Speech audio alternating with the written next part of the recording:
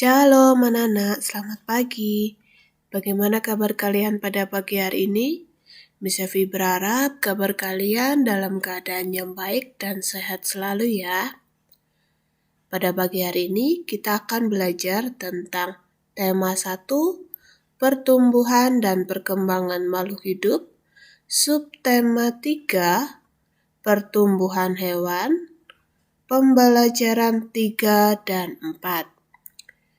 Nah, ini kita dapat membukanya di halaman 116 sampai 130.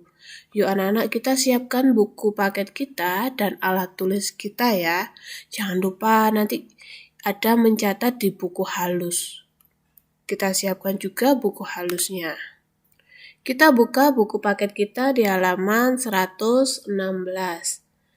Nah, ini ada gambar dekoratif, gambar ikan. Ikan merupakan salah satu contoh makhluk hidup. Ikan bernafas dengan insang. Ikan bergerak dengan cara berenang menggunakan sirip. Bentuk dan jenis ikan yang beraneka ragam dapat menjadi sumber ide dalam membuat karya gambar hias bermotif hewan. Gambar hias bermotif ikan adalah gambar ikan yang disederhanakan. Meskipun disederhanakan, gambar hias tidak meninggalkan bentuk aslinya. Bentuk dan warna gambar hias terkadang berbeda dari aslinya. Namun, kesan gambar aslinya ini masih tetap tampak. Keindahan gambar hias terletak pada warna, garis, dan bentuk motifnya. Gambar di atas adalah contoh gambar dekoratif ikan. Gambar dekoratif adalah gambar berupa hiasan yang dalam perwujudannya tampak rata. Tidak ada kesan ruang jarak jauh dekat atau gelap terang, tidak terlalu ditonjolkan.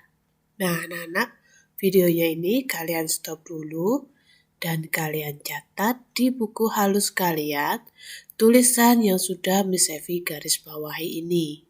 Cobalah hias gambar ikan di bawah ini dengan menggunakan berbagai garis.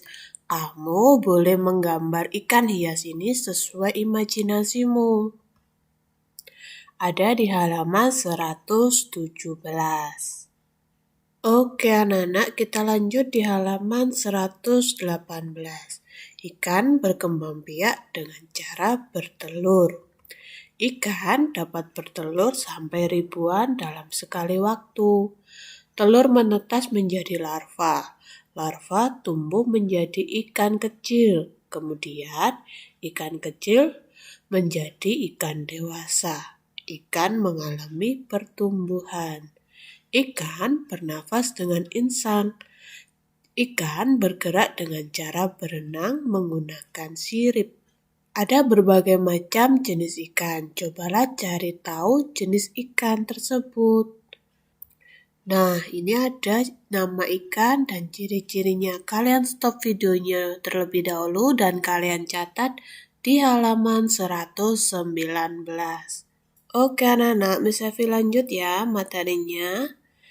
Di sini ada gambar akuarium. Nah, ada beberapa jenis ikan. Ada juga jenis ikan yang untuk dimakan atau untuk kita konsumsi setiap harinya. Ada ikan lele, ikan pindang, ikan tuna, ikan bandeng, dan lain sebagainya. Kemudian di sini ada juga jenis ikan untuk hiasan. Ini ada ikan koi, ikan emas, ikan cupang. Ikan hias biasanya disimpan di dalam akuarium. Banyak orang yang menjual macam-macam ikan hias. Mari kita mencoba berlatih menghitung jumlah ikan hias yang dihasilkan oleh sebuah peternakan. Contoh, ada di halaman 120. Sebuah peternakan ikan hias dapat menghasilkan 120 ekor dalam waktu 1 bulan. Berapa banyak ikan hias yang dihasilkan peternakan tersebut dalam waktu 2 bulan? Yuk anak-anak, kita coba untuk menjawabnya ya. Peternakan menghasilkan 120 ekor ikan hias dalam waktu 1 bulan. Dalam waktu 2 bulan, banyak ikan hias yang dihasilkan adalah 120 ditambah 120. Nah, ini kita bisa menghitung dalam bentuk perkalian. 2 dikali 120. Nah, ini juga berlaku sifat pertukaran. 2 dikali 220 ini sama saja 120 dikalikan 2. Yuk anak-anak, kita coba mengerjakan dalam bersusun pendek. 120 dikali 2. Kita susun, jangan lupa untuk memberikan tanda atau simbol dalam perkalian. Langkah yang pertama, 0 dikali 2. Nah, kita tulis di sebelahnya. 0 dikali 2 ini hasilnya 0.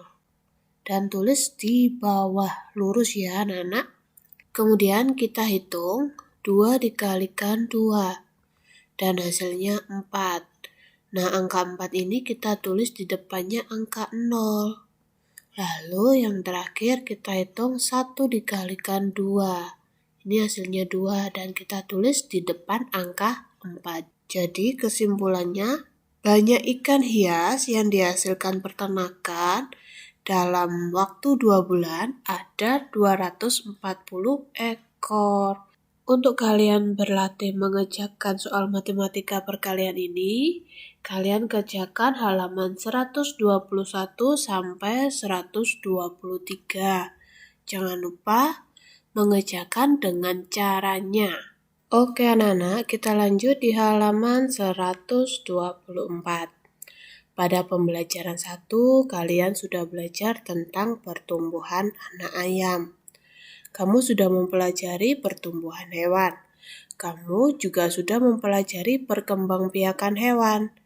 Hewan berkembang biak dengan cara yang berbeda-beda. Setiap tahapan perkembangan hewan pun juga berbeda-beda. Coba perhatikan gambar halaman 125. Gambar di atas menunjukkan daur hidup kupu-kupu. Daur hidup kupu-kupu ini dimulai dari telur. Setelah beberapa hari, telur kupu-kupu menetas menjadi ulat. Ulat memakan dedaunan sehingga tubuhnya menjadi besar. Ulat mencari tempat untuk berdiam diri dan membentuk kepompong. Setelah itu, tubuh ulat berubah menjadi kupu-kupu. Semua makhluk hidup memiliki daur hidup. Betapa sempurnanya ciptaan Tuhan. Ceritakan setiap tahapan daur hidup kupu-kupu menggunakan kalimatmu sendiri. Nah, ini adalah telur kupu-kupu, anak-anak. Tahapan pertama. Tahap pertama, telur kupu-kupu. Telur tersebut dalam beberapa hari akan menetas dan menjadi ulat. Kemudian di tahapan yang kedua, ulat tadi akan memakan dedaunan hingga tubuhnya menjadi besar. Ulat mencari tempat untuk berdiam diri dan membentuk kepompong. Nah, anak-anak, videonya ini kalian stop dulu dan kalian catat tahapan daur hidup kupu-kupu di buku paket kalian. Kemudian tahapan yang ketiga yaitu ulat menjadi kepompong. Kepompong biasanya dibungkus dengan sesuatu yang berwarna coklat atau hijau dan sangat keras. Kepompong biasanya berpuasa selama 7-20 hari dengan tidak makan dan tidak minum. Waktu kepompong ini berbeda tergantung dari spesies dari kupu-kupu tersebut. Kemudian tahapan yang terakhir, kepompong menjadi kupu-kupu yang sangat cantik. Oke anak-anak, videonya kalian pause dulu dan kalian catat di buku paket kalian. Ada banyak jenis kupu-kupu yang dapat kita temui di sekitar kita. Ukuran kupu-kupu ada yang besar dan ada yang kecil dengan bermacam-macam warna dan motifnya. Yuk anak-anak, kita buka buku paket kita di halaman 128. Memberi saran dengan baik terhadap teman juga termasuk menghargai teman. Kita memberikan saran yang baik jika melihat teman kita melakukan hal yang keliru. Kita hendaknya memberi saran ini dengan berbicara yang sopan. Jangan kita memberi saran ini dengan nada yang marah. Ini kita lakukan sebagai tanda kita menyayangi teman kita. Menyayangi teman termasuk pengamalan sila kedua Pancasila. Sila kedua Pancasila berbunyi kemanusiaan yang adil dan beradab dan dilambangkan dengan rantai. Nah, tugas yang harus kalian kerjakan. Yang pertama, SBDP membuat karya dekoratif halaman 117. Kemudian yang kedua, matematika mengerjakan halaman 121 sampai 123. Oke anak-anak, sampai di sini pembelajaran pada pagi hari ini. Sampai ketemu di video pembelajaran berikutnya dan tetap semangat belajar dari rumah ya. Tuhan Yesus memberkati.